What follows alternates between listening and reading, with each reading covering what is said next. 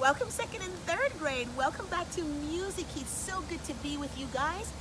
Here we go. We're going to just jump right into it, okay? So are you ready to do your welcome chant? Okay, here we go. Welcome to the Musikey. We love to play and dance and sing. Miss Vivia's awesome, so are we. We love our God, He set us free. We love our God, He set us free. We love our God, He set us free. Yay, yay, yay. Welcome second and third grade. Nice, so good to see you.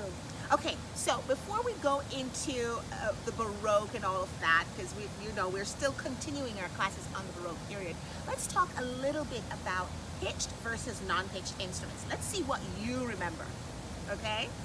So we did say that pitched instruments, first of all, what is pitch? Pitch refers to the high and the low of a sound. Remember that? So if I were to sing, say, la la la la, I'm singing in a high pitch. And if I were to sing, la la la la, singing in a low pitch, right? Right. So pitched instruments can actually play different pitches, right? Okay, and let me demonstrate and use my xylophone to tell you exactly what I mean. Okay, so here we go. I'm going to start off from a low C, and then I'm going to go to a high C. All right, listen. And then, so that's going up on my xylophone, and now we're going to go down on our xylophone. And what do you think is going to happen? Let's see.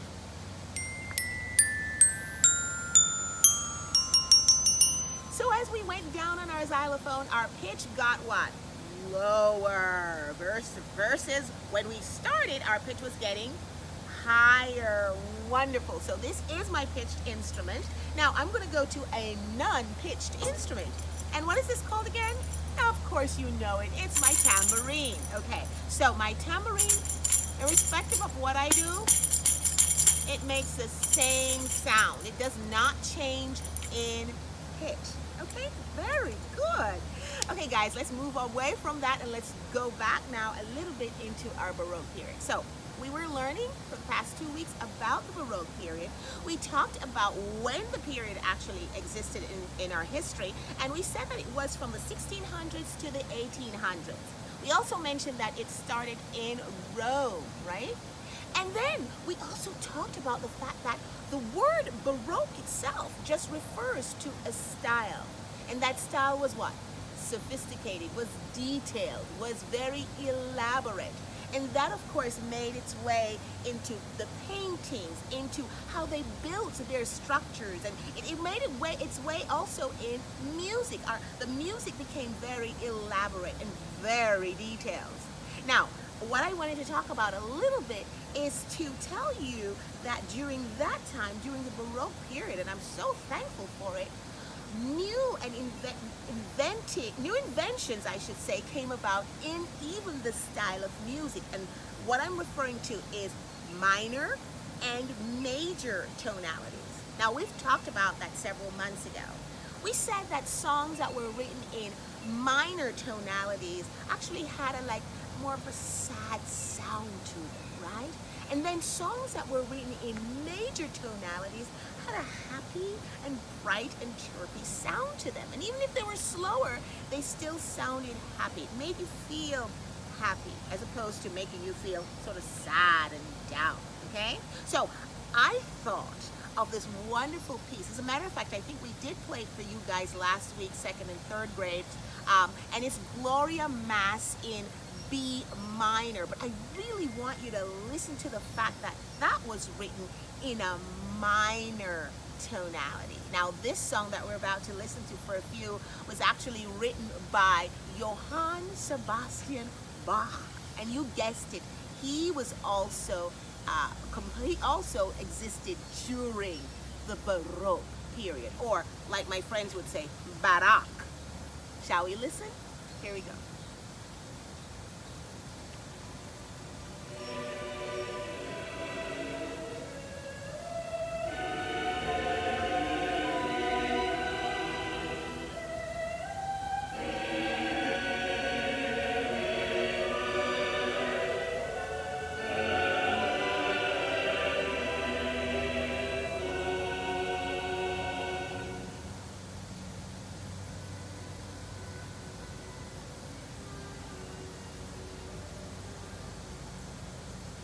Okay, we're just gonna let it stay there for a little bit, and you can actually, with your parents, find it and actually play it and then listen to it in its entirety. And again, that song is called Gloria Mass in B minor by J.S.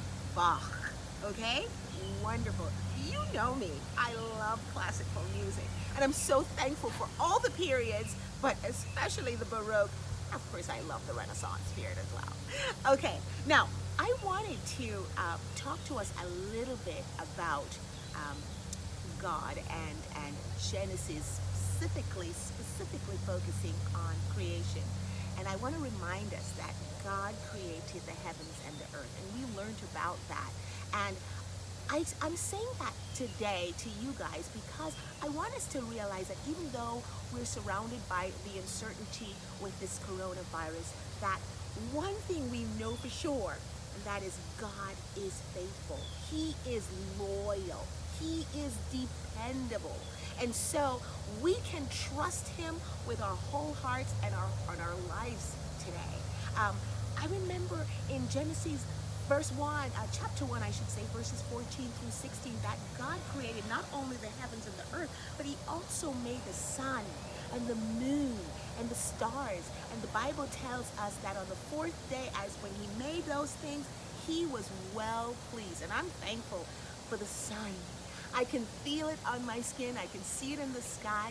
And we can also be thankful. And don't you just love the stars at night?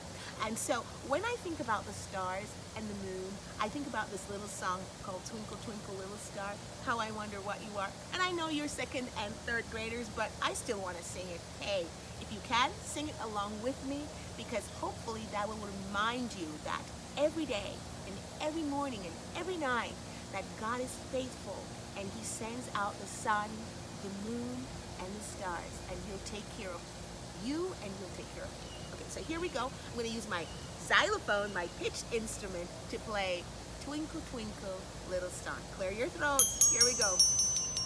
Ready?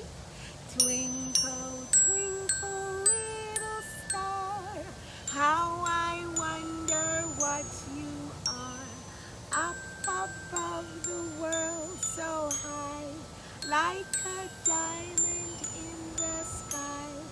Twinkle, twinkle, little star, how I wonder what you are. Yay! Goodbye, my friends, goodbye. I'll see you soon, goodbye. We've played along, we've sang some songs. Goodbye, my friends. Mwah. Goodbye, second and third grade. Bye.